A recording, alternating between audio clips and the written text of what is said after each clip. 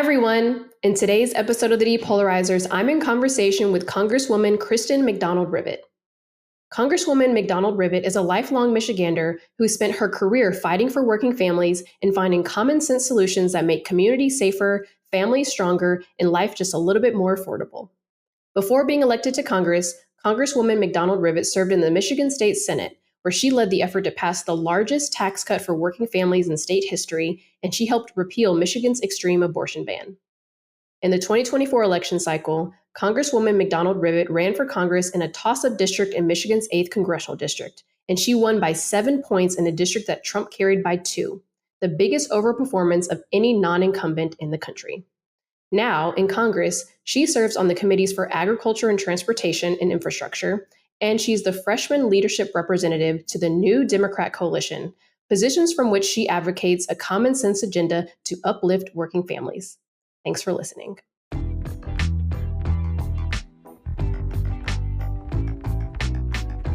All right, Congresswoman McDonald Rivet, it's so nice to have you today. Yeah, thank you. Thrilled to be here. I was excited to talk to you. You are the biggest overperformer according to the WAR model from the 2024 election cycle, which is incredibly exciting, and congratulations and kudos to you for meeting voters where they are, really. So thank you so much for your candidacy and now your leadership in Congress. Yeah, I am in a part of the new Dem coalition. I'm the leadership team there representing the freshman class. And this is that group of folks that, sort of come down the middle, work on practical things, and really focus on getting things done, which is 100% aligned with my personality. So, we hit the ground running, and it's been, let's say, a dynamic first 5 months. Dynamic is a nice word for it. Yeah. Awesome. I'm going to get into actually some of your legislation first. I was grateful to learn more about what you've been working on, namely the lowering grocery cost work that you've been doing for the Lowering Egg Prices Act, which was to lower egg prices for consumers by cutting red tape that forces farmers to discard hundreds of millions of eggs each year, which is nuts to think about. And then also you voted to repeal the Environmental Protection Agency's waivers for California's emission standards, which would have required zero emissions vehicles to account for 35% of auto sales in 2026, 51% by 2028, and 100% by 2035, which is nuts because those years are not that far away.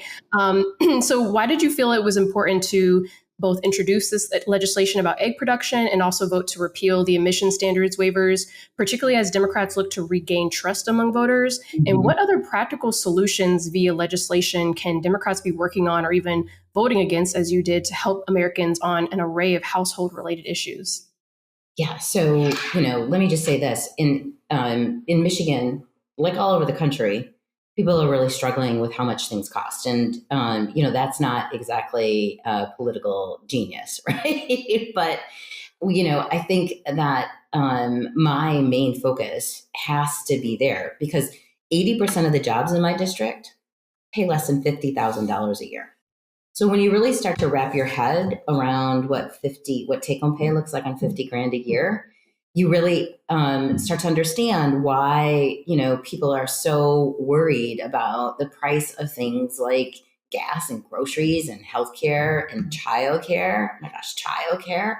So, the piece around eggs was something that we could immediately do that would bring relief. But it's also in the place of where I really think we need to be focusing, and that is where government is getting in the way of lowering prices. And, we end up with a lot of red tape, a lot of bureaucracy, a lot of unnecessary things that have nothing to do with health and safety that we can strip away, particularly at a time when people are really struggling to buy things at the grocery store. So that's what that bill did, essentially. Got rid of a mandate that didn't really make any sense and was costing people money. The EV mandate is tricky because I really do believe that it's important that we are focusing on, clean air and environmental concerns are real. But the problem with that mandate is that, one, as you said, the timeline was unrealistic. And two, Michigan does not have the EV infrastructure, does not. And the first time when I started reading on that, and the first thing I did is I went over to into the brilliance of Google, and I just tried to figure out, okay, what's the cost of an EV pickup truck? Because that's what my district drives. We got a lot of farmers, well, how much does that cost? And it's north of $70,000 a year. That's a year and a half salary for a lot of people. So the idea that we're going to get at this by mandating, because when California goes, so many other states go with them, was going to be bad, not just for the people in my district, but the people around the country who are just really struggling. It's just not the time. I do think that we have to figure this out. But frankly, EVs are going to start to sell when the market makes sense. A government mandate isn't going to help that. So, that sort of really, frankly, just common sense stuff that I think people want us to work on. And that's how we regain trust, is we address the things that are real in their day-to-day lives. 100%, and very grateful that you hone in on the economic issues so well, which is why we know that's why you overperformed and did so well in your district. So speaking of this past cycle, you ran an ad where you were talking with your husband about cutting taxes so much that he jumped out of the car, which I'm sure was fun production wise with the stuntman and everyone. And then another where you're in a bar talking about football and how you hate Ohio and lifting a beer and all that stuff. So how do you think that this approach, like the lightheartedness and also like just the direct way that you speak to voters, inform the way that you communicate? And also, what do Democrats need to do more and better to authentically communicate as you have in this way? Yeah, we have a really divided country right now, but the one thing that I think you would get a really significant percentage of Americans to agree on is that they hate the politics and they don't trust politicians. Right? That's just very true. So that the first ad we did is, us, my husband and I, kind of going through a day, pouring our coffee, getting ready for work, and the whole time, he starts by saying, my wife loves talking about cutting taxes. And then it goes to me saying, no, I love talking about cutting taxes, which isn't a normal thing for a Democrat to say. But, I actually authored the largest tax cut for working families in Michigan's history. That's real stuff. I worked on that for years before I went into the state Senate. And the first thing I did was, submit that bill and testify. I was the first person to testify in the new legislative session. And we got that passed, which is just game-changing money. So I wanted to talk about it.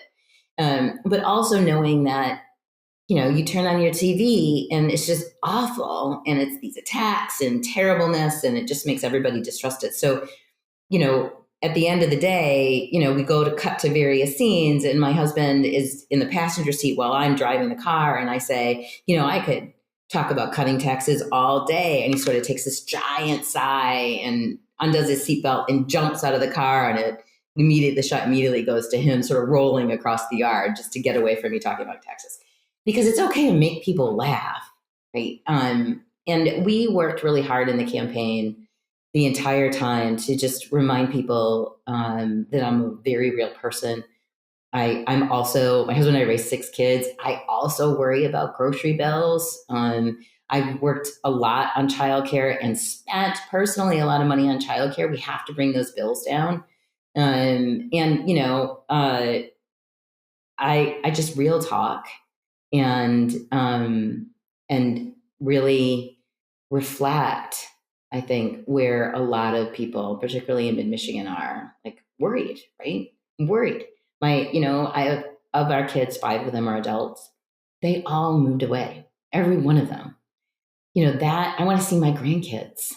So I don't have any yet, but when I do, right, shout out to one of the 2 married daughters who haven't had any kids yet, right? But when I do, I want to be able to be the one who goes to the soccer games and picks them up from school every once in a while. And that's not a reality for me, and it's not a reality for a lot of people in my district.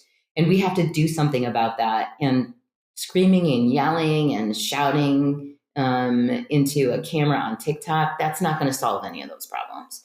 What we really need to do is just actually move forward things that really matter to people. And that's how, it doesn't matter whether you got an R or a D behind your name. That's how people begin to trust that you've got their best interest in mind. Oh, absolutely. And I appreciate that. Yeah, even to your point about the screaming and yelling, it's like people don't want chaos and insanity, in the comfort of their homes, especially when they're online. It's like they wouldn't want that in governance either. So when you bring the, common sense, real talk, like you said, approach to it, they're like, okay, I can get behind this person because they're not bringing nuts into my house, So I mean, you know what I look at when I'm on like looking at like TikTok or Reels or something like that?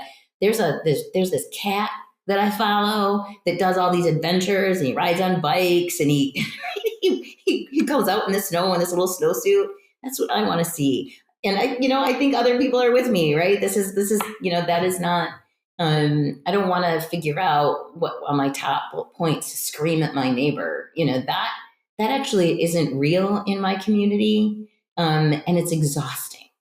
So I'm not saying that we don't point out differences and that we don't challenge our opponents. So, this almost $900 billion potential cut to Medicaid, or the $300 billion cut to SNAP benefits. We need to talk about that, and we need to fight in order to stop that in every way that we can.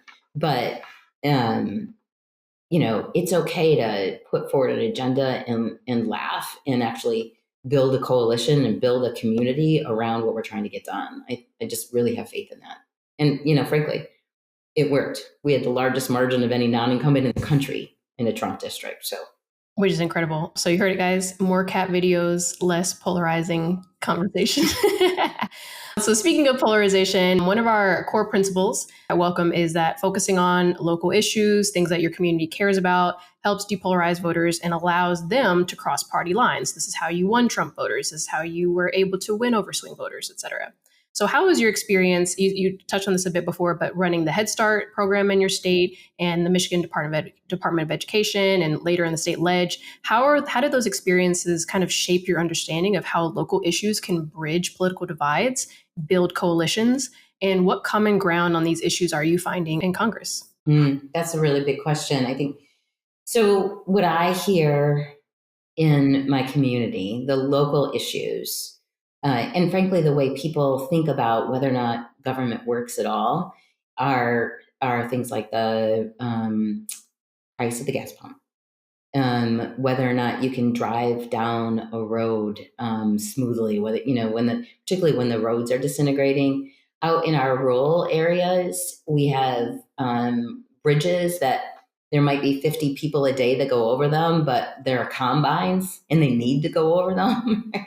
And some of it is the boring stuff like infrastructure, lead line replacements, that kind of stuff that a lot of people don't talk a lot about, but just there's this belief that it should work. Government should do this well. We should be able to provide good benefits for our firefighters and our police, and those are the things that I talk about a lot, and the things that the federal government can do better.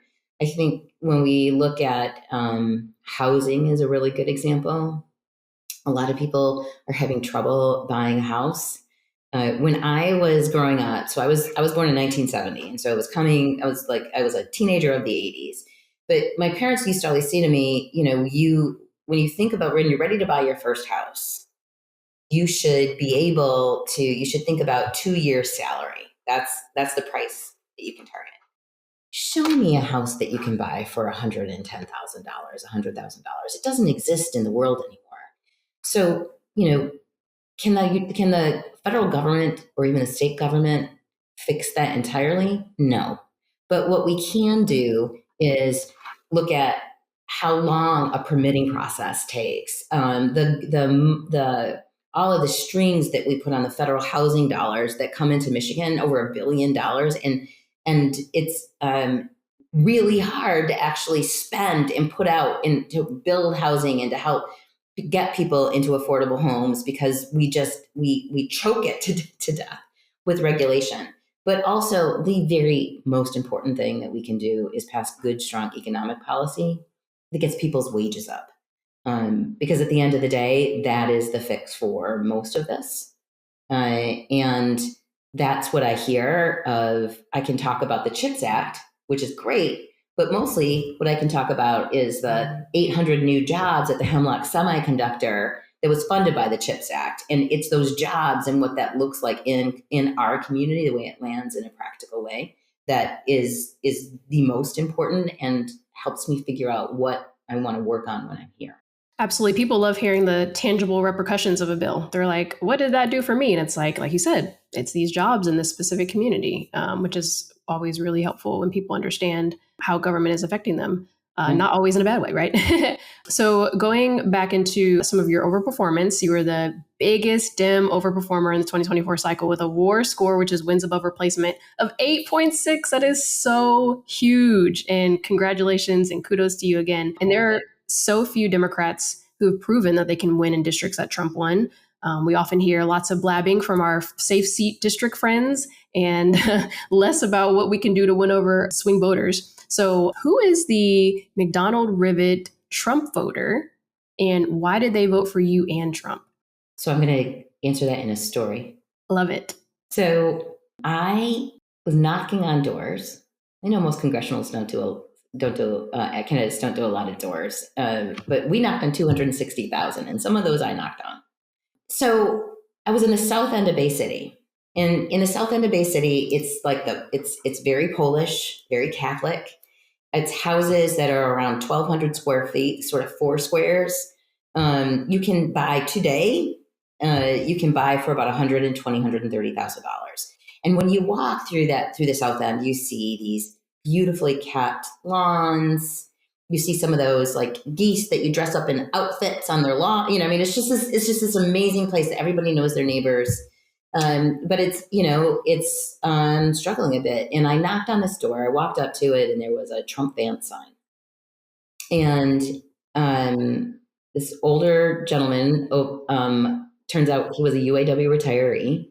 I knocked. I said, "Hey, I'm Kristen McDonald Rivet, and I'm a Democrat, and I'm running for Congress." And he said, "Didn't you see my sign?" He points to the Trump van sign. And I said, "Well, yes, sir, I did, but I'm not running against Donald Trump." And so he sort of laughed and looked at me, and I said, "Tell me, why you're supporting him, and what are you really thinking about this as we get closer to the election?" And he told me, as a UAW retiree, he is probably going to have to go get a part-time job because his retirement and his Social Security is not enough for him to be able to pay for his basic costs, including prescription drugs. He talked to me about the worry that his neighborhood was deteriorating and how his kids had moved away, and was really concerned about the UAW jobs getting smaller, and I was able to say, yeah, me too. And I basically said, I live a couple of miles from here, and our kids moved away, and I got a 15-year-old teenage son. That kid drinks 2 gallons of milk a week. You can't fill up a 15-year-old boy, and so I worry about the cost of groceries, and I talked to him for about 10 minutes, but at the end of the conversation, I don't know that he agreed with everything that I said, but he knew that I saw him. And that was really important because I think that a lot of the Democratic conversation and Democratic agenda in politics has kind of left those folks that shower at the end of their workday behind. And a place where they felt most of them used to be Democrats, and they don't feel like they belong anymore in our party. And we created a big enough space where I always joke, like, look, when we hold meetings and we do stuff with a campaign, you are people who have mud on their boots feel comfortable walking into the rooms that we open up for them, and I think that's important. So, at the end of that conversation, he put one of my yard signs next to his Trump fan sign. No way! 7% of the district voted for both of us.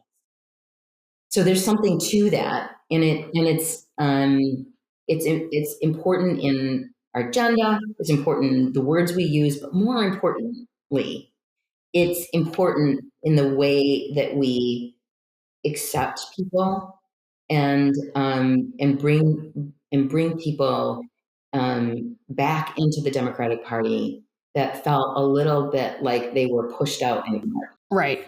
And even to your point about the voter that you were able to win over in conversation, it seems very simple and common sense to just repeat back to voters what they're saying, whether in their homes or in public spaces, and do things that show and exhibit that you are working on something. And it's kind of silly that we're like, well, how do we win over voters? And it's like we literally just do what they ask us to do. You just talk to them, helps. Helps a lot. Helps a lot, right?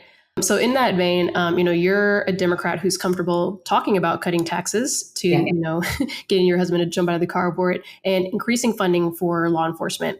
What are some other issues that Democrats are usually kind of froggy on? They don't like to talk about. They're a little skirtish on. What do you think are some of the issues that Democrats should be more comfortable talking about that you do think would help earn more trust among voters? I mean, that's an interesting question.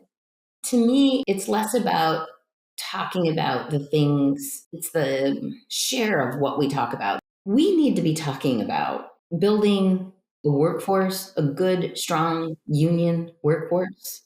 We need to be talking about neighborhood schools where the teachers are supported and the kids are graduating with limitless possibilities.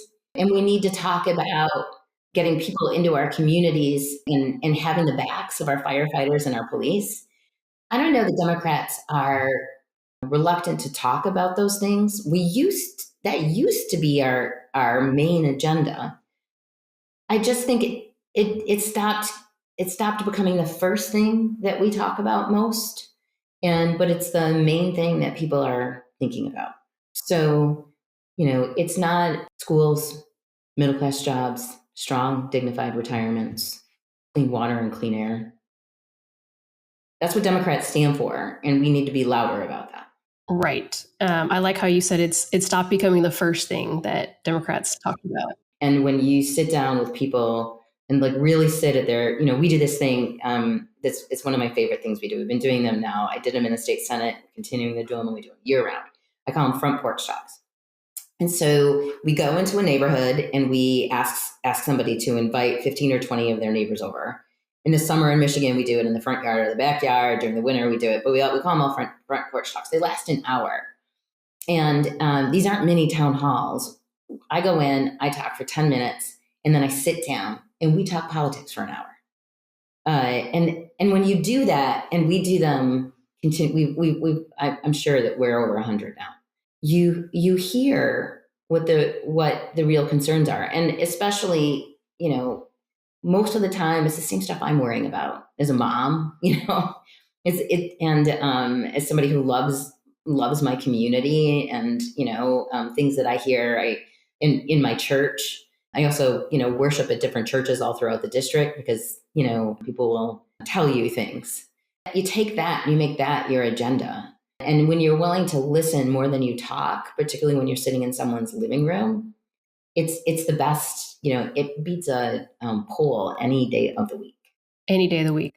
Mm-hmm. Amen. I always love when electeds do that type of engagement because I think it truly does keep them grounded in their district and less likely to fall distracted and fall into the talking points of the national party. In that vein of being distracted, the left has found itself fighting like streaks of illiberalism and a lack of nuance that has really turned voters off over the past several years. In what ways do you think that the left can regain trust among voters to prove that we can champion nuance? We do want to sustain and preserve a liberal democracy, and we are serious about ensuring that everyone's voices are heard versus just the voices of the extremes. We have to really not be afraid to talk to blue-collar voters. We have to not be afraid to go out on farms. And then we also have to be willing to sit and listen to things that are complex and difficult and have the hard conversations. I remember when I was I had a bill in the state legislature that required safe storage of firearms. And it got hot really fast. in my district, and I held I held a town hall, an office hour. We had about 100 people there, and we had sort of one side of the room was filled with folks in the red Moms Demand Action T-shirts. I used to be in leadership of Moms Demand Action locally, so these are my people. And then we had people that were coming with, some of them wearing MAGA hats, some of them were having, NRA hats, and the room just erupted, and people were at each other, and I got about 10 minutes in, and I said, "Hold on, everybody. Can we just agree? Can everybody in this room agree that no one wants another child to die?" And it just like you could feel the whole room just stop. And then we built from there in a conversation. Now, I'm not saying that we got everybody on the same page and we walked out with a plan, because that didn't happen. But we were willing to have a conversation about, safe storage is something that when people really understand it, about 80% of the people support it, including, my family's own guns. My husband owns guns. We're a hunting culture in Michigan. It isn't about taking away a gun, but it is about making sure that, a child cannot get a hold of a weapon and hurt themselves or someone else. And so it's okay to do that. It's really hard to do that in a 30-second TV commercial or, a 15-second TikTok. But that's a form of communication. That's not the work. The work is building an agenda in community, in neighborhoods, and in garages and on farms, right? That is our work. That is what we should be doing.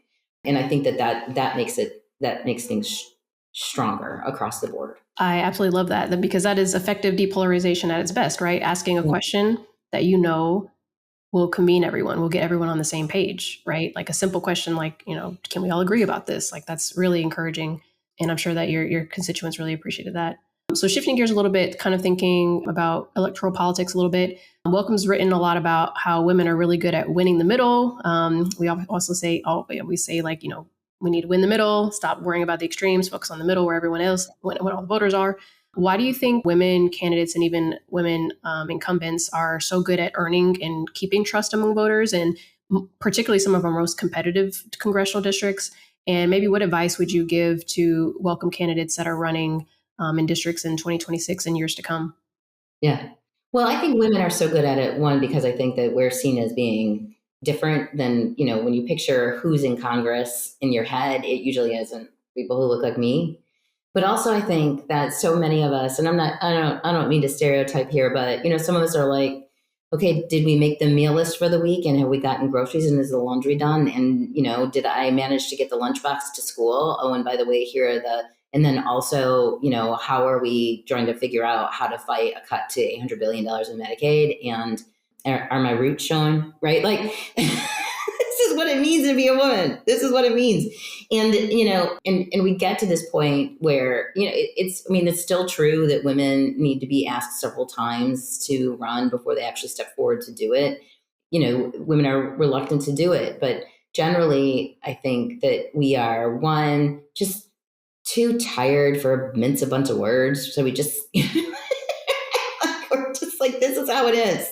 We got to bring the price of groceries down. This is ridiculous. Why is childcare $16,000 a year, right? We can say those things, and we can say them directly because they're our lived experience. And then also, just a really a sense of deep understanding of how hard it is for most Americans to get by right now. So the idea that we're going to be in a place, I can speak I can speak for a long time about what it means when we not only have $300 billion cuts to SNAP, but we've cut out the operational grants for our food banks. We've stopped federal delivery of food. We cut $1 billion out of the school food program. When you add those things up, those aren't just numbers on a balance sheet. What you have are hungry kids. And that's intolerable. And frankly, morally pretty wrong. And I think that it's that level of sincerity coupled with experience of having, brought up 6 kids of my own. I think a lot of women have that. And I think it's why why we tend to be pragmatic and win in these tough districts. I love that. I really like too tired to mince words. That is so funny because it's so true. It's like I'm not dealing with your BS. I'm just gonna give it to you straight, my friend.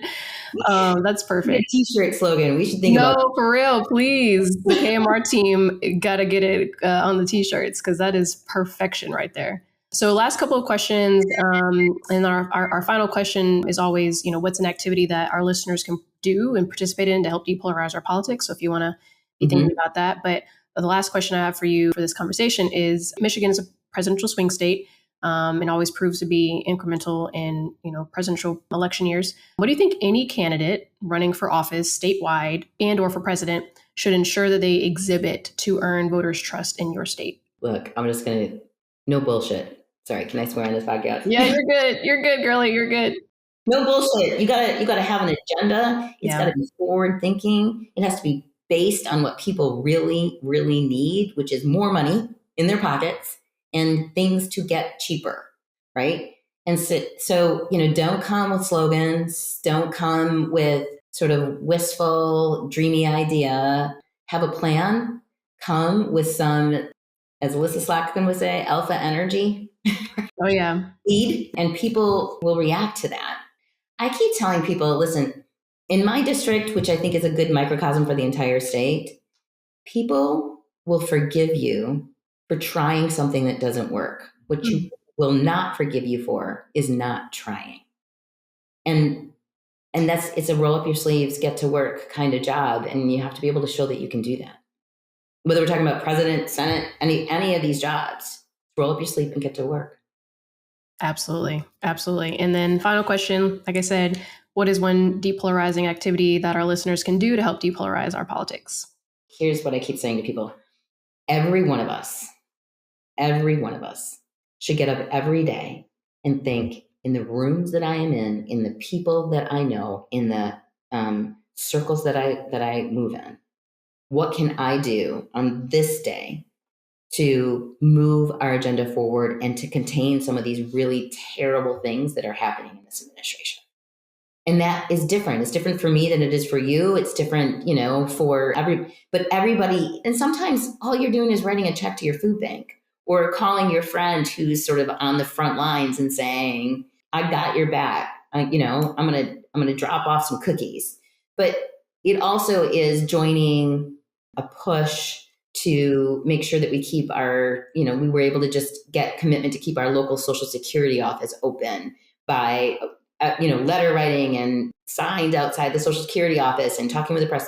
Everybody did a little piece of that, which is what allowed us to save it. So nobody is powerless.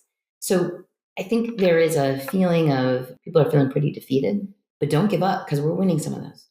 We sure are. And you sure are, because you won a lot of them. This was perfect. Congresswoman McDonald Rivet, thank you so much for your time. It was really great to talk with you today and looking forward to seeing you at Welcome Fest. Yeah, thanks so much. Awesome.